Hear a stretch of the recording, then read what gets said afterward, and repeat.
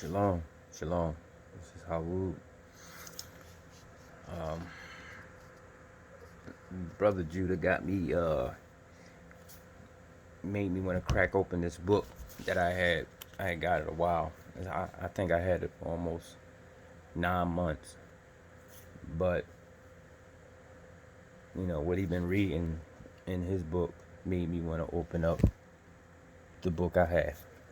So this is the book I have right here, y'all.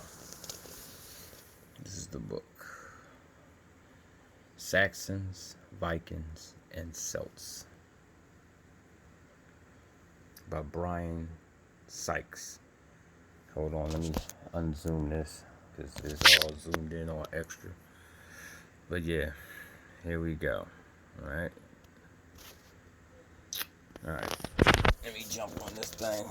Start reading for y'all. Here we go. So I'm going to start chapter 2. Who do you think we are? On Easter Day, 1278, Edward the First, King of England, accompanied by Queen Eleanor and the glittering retinue of knights and ministers, arrived at the Benedictine monastery of Glastonbury in Somerset. Alright, first thing I want to point out, names. Eleanor. I'm not sure, but it sounds, and Edward. I don't know too many white people named like this, but we already know that these people weren't white. You know that. But I'm just, just pointing out stuff. Alright. The reason for his visit was very specific, and very deliberate. He and his court were there to open the tomb of the legendary King Arthur in a lavishly elaborated ceremony. Two caskets containing the bones of Arthur and his queen Guinevere were taken from the tomb, and the bones removed and carefully laid out on the altar of the monastery chapel. The following day, Edward wrapped Arthur's bones in sheets of silk and solemnly placed them in a painted casket decorated with Arthur's portrait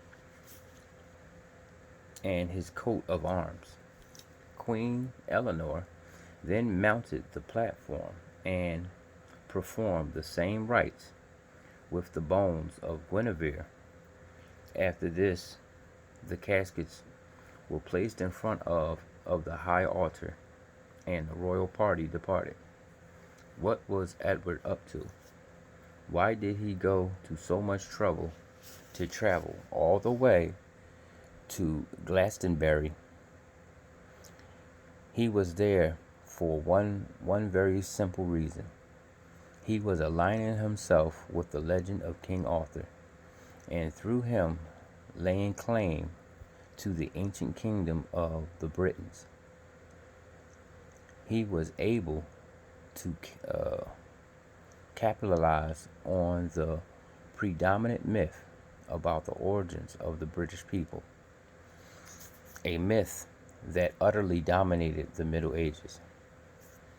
We may believe that nowadays we are beyond the grasp of hazy origins and myths that treat them as the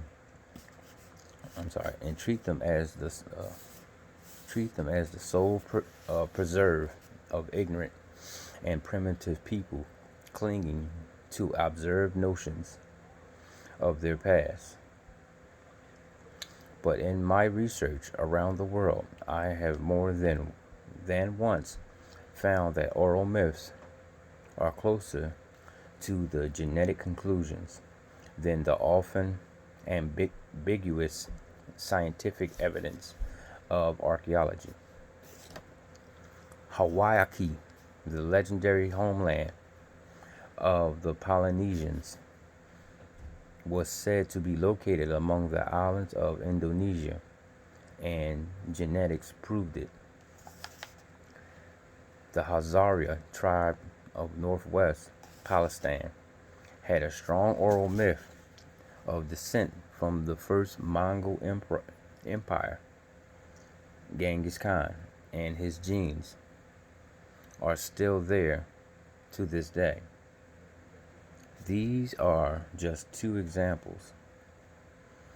Only when I began my research in the Isles did I come to appreciate to appreciate that we are just as entangled in our own origins myths as everybody else. They are still very powerful, and as in other parts of the world, they may contain grains of the truth that we can test by genetics. I believe we are just as vulnerable to the power of the myth about our own origins as the Polynesians and the Hazaria, or indeed the witnesses to the elaborate ceremony at Glastonbury over 700 years ago. The modern historian Norman Davis castigates archaeologists for their own material approach to the past and their disdain for myth. I am on his side, while no one would be foolish enough to suggest that they are entirely accurate in every detail. Myths have a very long memory. They are also extremely influential. To see how our own origin myths have developed, let us return to the Middle Ages. The legend of King Arthur was brilliantly exploited by Edward I and many others of the Plantagenetic kings who reigned over the Middle Ages. By linking himself to the mythical dynasty of ancient British kings, he was seeking to justify his attempts to become sovereign of the whole of Britain. 20 years before Glastonbury, he argued in the papal court in Rome that his descent from Arthur and a long line of ancient British kings gave the English crown rights over Scotland and had been ample to justification for his military campaigns.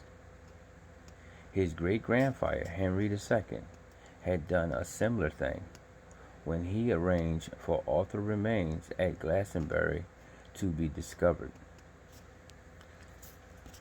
His grandson, Edward III, showed his enthusiasm for the myth in 1348 by instigating his own version of of the Arthurian Knights of the Round Table, the Order of Gartha, a select company of 24 grandees that still continues today. It is no coincidence that Prince Charles, the current heir to the throne, was christened Arthur among his many names. The origin of the myth itself was a quite brilliant work of creative imagination by a Welsh cleric, Godfrey of Monmouth, writing in 1138. The history of the kings of Britain has everything an origin myth should have. It is full of heroic deeds, terrible battles, black treachery, and it is woven with just enough threads of authenticity authenticity, to be taken seriously. It even had its own mysterious source, a book never discovered, written in the British language, which told of the lives of the ancient British kings from Brutus the First to Cadwalder the Last, given to Godfrey by a mysterious archdeacon named Walter in Oxford, where he wrote the history.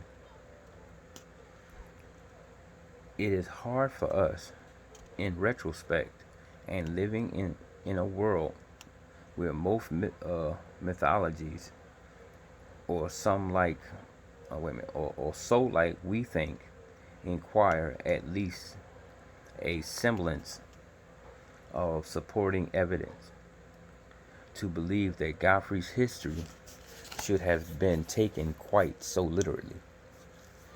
But what gave the history such an enduring influence, apart from its use for political advantage, was that woven into the improbable narrative and sheer fantasy were crumbs of credible historical fact. It was very specific about the tide of events and enjoyed huge popularity because of its enthusiastic endorsement by a succession of royal dynasties. It became quite literally a medieval bestseller, and as its popularity increased, so the myth it created slowly subjugated into objective truth. It was believed every bit as much as the Greeks were certain of their Olympian pantheon of Zeus, Apollo, Athena, and Poseidon. Godfrey begins his history with a description. Britain, best of islands, formerly called Albion,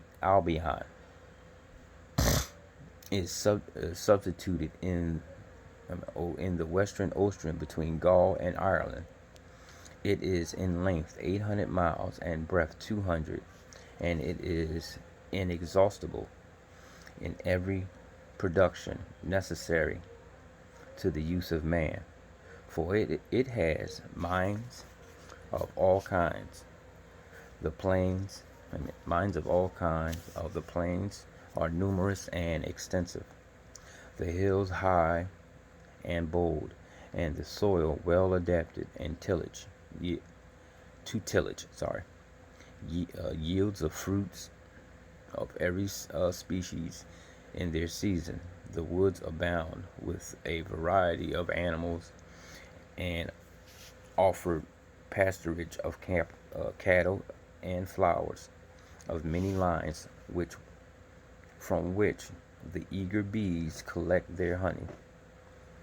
At the bases of their mountains that tower to the sky are green meads of delightfully situated, through which the pure streams flow from their fountains in the gentle soothing murmurs. Fish also live in abundance in the lakes and rivers, and in the surrounding city. It is inhabited by 5 different nations: Britons, Saxons, Romans, Picts, and Celts.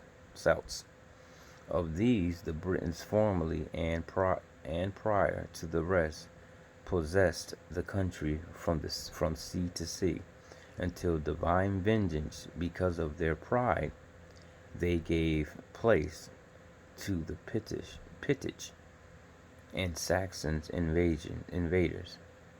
So that's something, y'all. That's a sentence that should be paid attention to. So right here it says the Britons formerly and prior to the rest.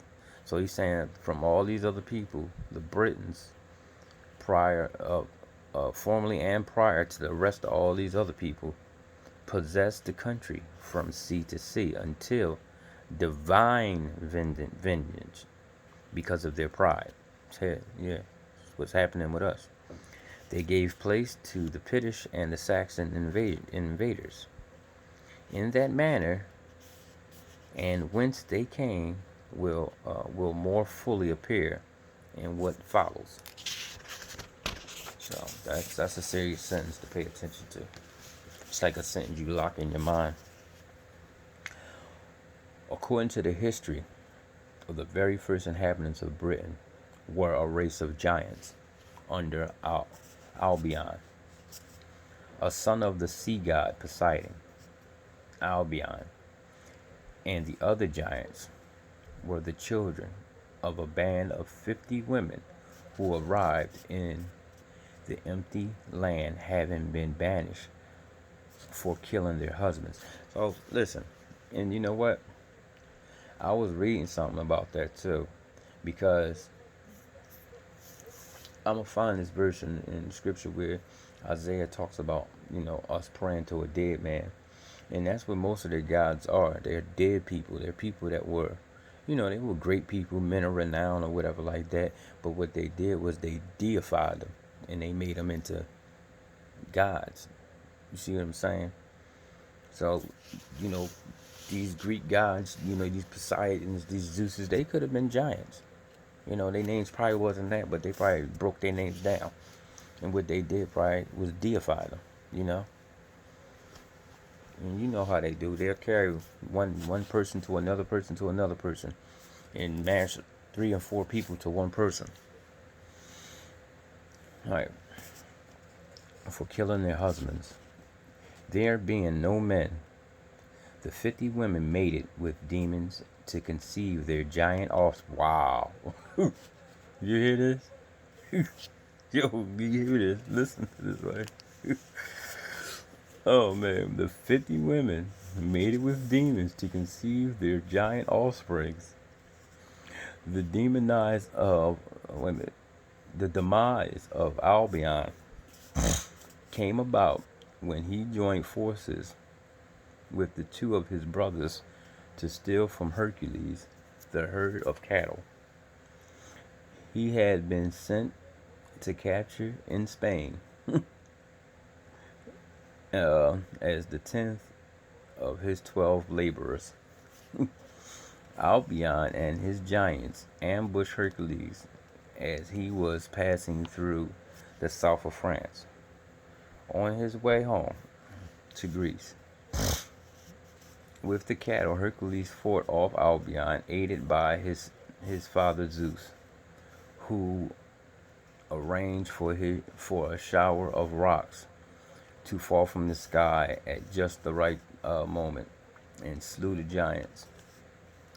After the defeat, though the giants continued to inhabit Britain for the next 600 years, their numbers dwindled until only a few remained. So we already know. So let's just think about this. So they're telling you that the Greek gods killed the giants, right? But we already know that the Most High sent the angels to kill some of them, and then Joshua killed a lot of them, and then you had the Great War too, with the giants fighting each other, killing each other off too, so it's just something to, think about, something to look into. All right, what was I at?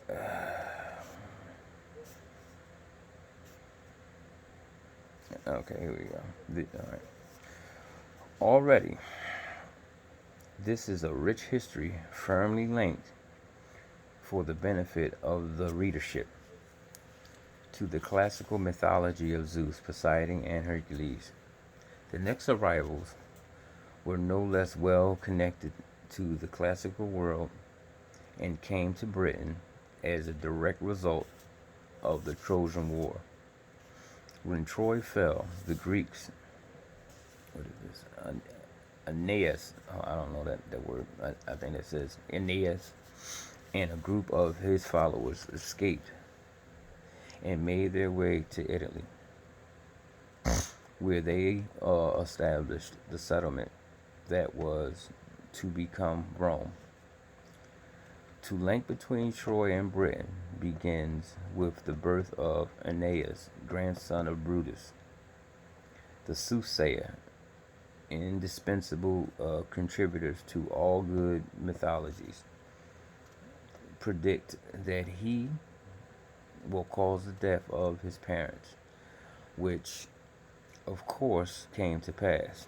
His mother dies in childbirth, and he incidentally shoots his father. A deer runs between the young Brutus and his father while while they are out hunting. Brutus and fires the arrow, which glances off the deer's back and hits his father in the chest. After this misfortune, Brutus is banished. His wanderings take him to Greece, where he precipitates a revolt by slaves descended from Trojan prisoners of war and liberates them. I said elaborates. Wow. Looking for a new home, they sail to a small desert island where Brutus finds a temple dedicated to the goddess Diana.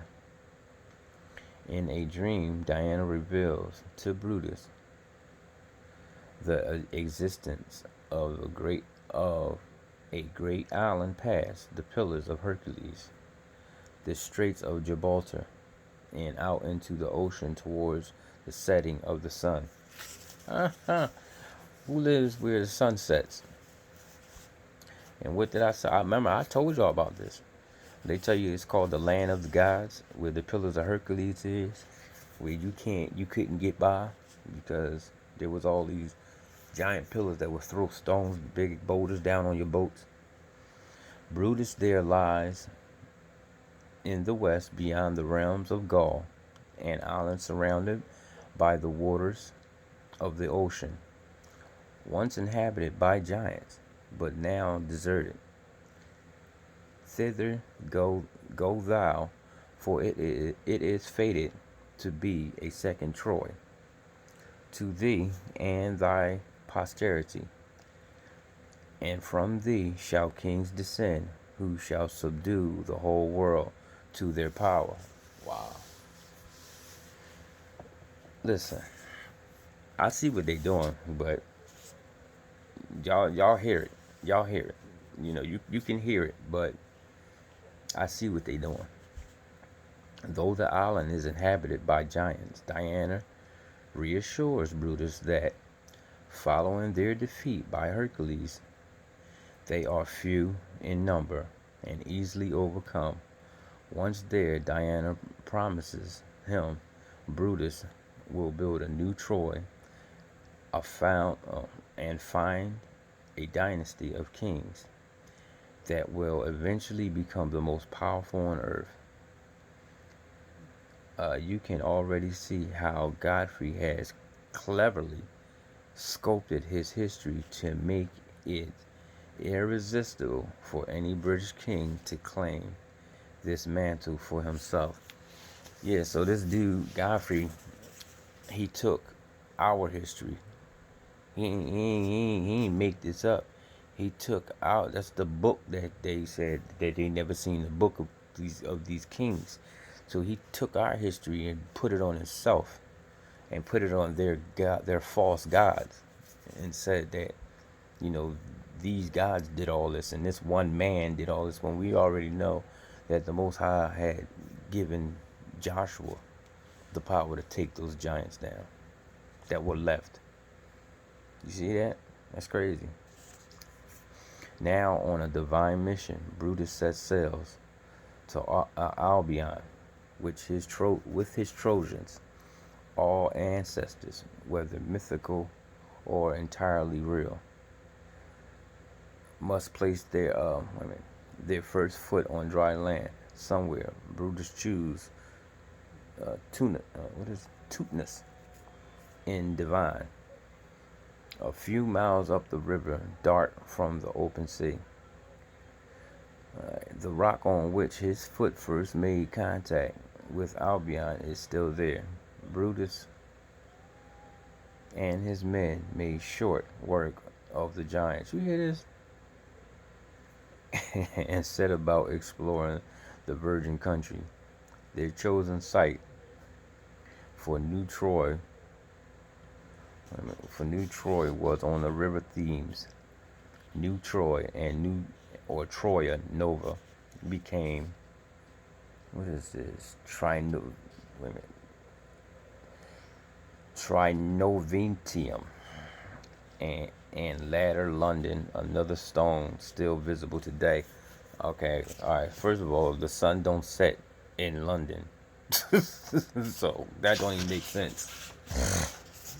We know where the sun sets, so you can tell that he stole that from somewhere else and made up a whole story for them or whoever. Today, in Cannon streets near the city financial quarter, was the altar that Brutus built to honor Diana, whose divine guidance led him to Albion. Thus, it was recorded to history that Brutus' grandson, Aeneas, whatever, of Troy, became the first king of Britain. 20 years after he first stepped ashore at Teutnus, Brutus died, and Britain was divided into three parts: England, Scotland, and Wales, each ruled by one of his three sons, in that order of seniority. When the two younger sons died, the whole island reverted to the eldest, Lacrunius. Lacrinius. It was his alleged direct descent from Lacrunius that Edward the First used as a justification for his military campaign against both Wales and Scotland to the late 1200s. For Edward, it was entirely legitimate to restore the whole of Britain under one crown. His, of course, from Brutus to Lucretius, a long line of kings trickles down through the centuries, a rich vein and quasi-historical material for mythologists and authors. Shakespeare inspiration for King Lear came from the list. Another legendary king was Lud, who rebuilt the walls of New Troy. It was through corruption of Lud's name that it eventually became London. After Lud, the next in line was, oh boy, Cassia Liunis, something like that, who we shall meet again later on.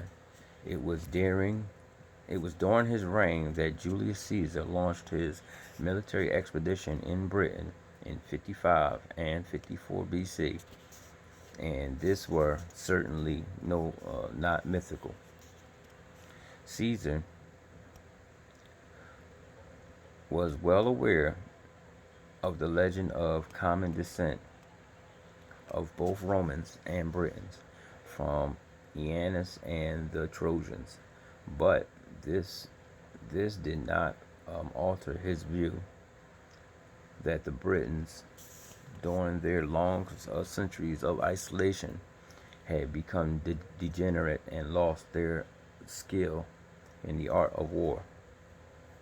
A full-scale Roman invasion launched by Claudius in AD 43 reduced the power of the British kings, but did not extinguish it.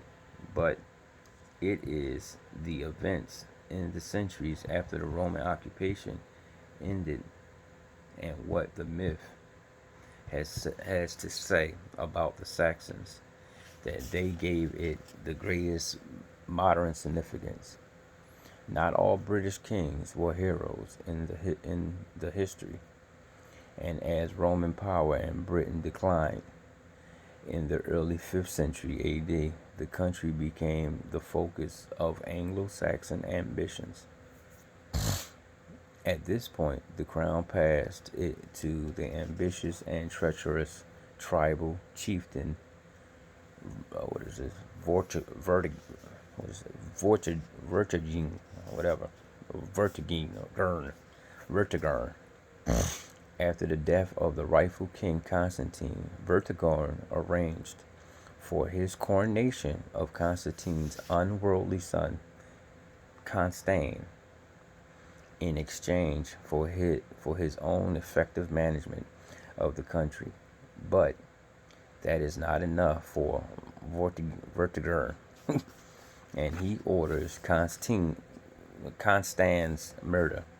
Even then, he is not crowned, but assumes the title of King of the Britons.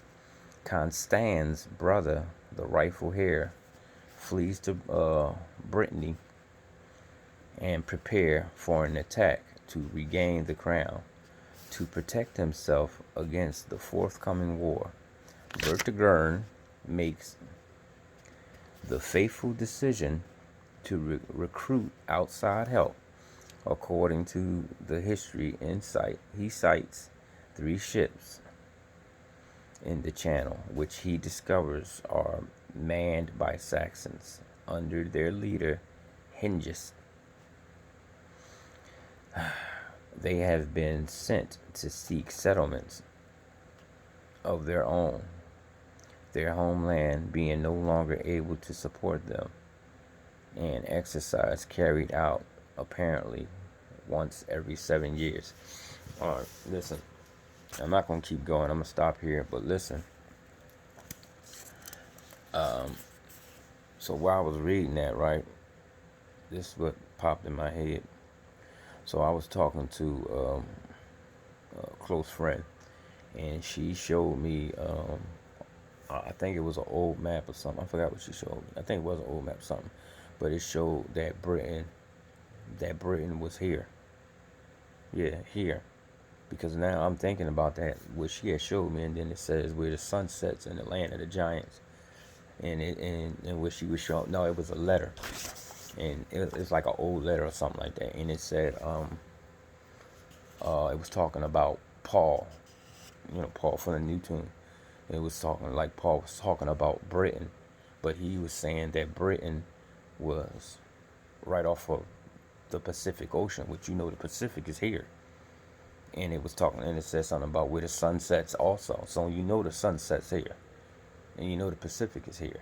So you see what I'm saying? They might listen, y'all. I don't know, but that just popped in my head. It actually is like a thought, remembering thought. Like, remember what she showed you. That's what popped in my head. So, and I think she did send it to me. I'm gonna look at my phone and see if I can find it or whatever. But I think that's something we gotta look into, y'all. Because how about if England, Britain, and all that was actually here, and they took and switched everything over there? What if that's not the real Britain? What if that's not the real Palestine? What if all them lands over there that they calling these lands were actually here? You see what I'm saying? And they switched everything. That'd be crazy. But I'm gonna let y'all. I'm gonna stop here. Let me know what y'all think about what I just read. I know where I left off. About cause I gotta finish fixing my truck. My steering gearbox went out, and that box is so heavy. So I got a couple more, 2-3 more lines to get back. To put back in, cause I gotta fix the pipe. I get that done. I come back in after I wash my hands and stuff up. Take off the dirty clothes. I'll come back in and read the rest for y'all. All right, y'all. All right, shalom.